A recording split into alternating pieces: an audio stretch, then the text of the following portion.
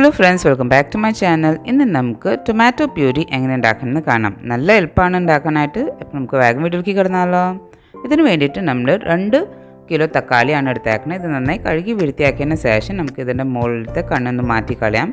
അതിനുശേഷം ഇത് നമുക്ക് ചെറിയ പീസസ് ആയിട്ടൊന്ന് കട്ട് ചെയ്തെടുക്കാം.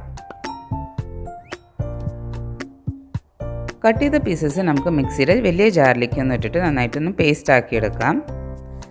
ഇപ്പോൾ നിങ്ങൾക്ക് കാണാം നമ്മുടെ പേസ്റ്റ് ആക്കിയിട്ടുണ്ട്. ഇതിൽ കുറച്ചിങ്ങനെ തക്കാളിയുടെ സ്കിന്നും കുരുകളൊക്കെ ഉണ്ടാവും. അപ്പം നമുക്ക് ഇതൊരു മെഷ് വെച്ചിട്ട് ഒന്ന് ഫിൽറ്റർ ചെയ്തെടുക്കാം.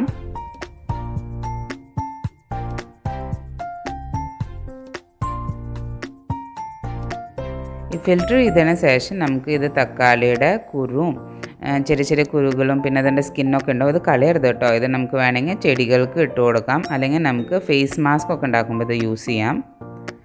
ഇപ്പോൾ നമ്മൾ ടൊമാറ്റോ പ്യൂരി നമ്മുടെ ഒരു പാനിലേക്ക് ഇട്ടിട്ടുണ്ട്. ഇതിപ്പോൾ ഗ്യാസ് ഓണാക്കിയതിന് ശേഷം ഇത് ഫുൾ ഫ്ലെയിമിൽ വെക്കുക.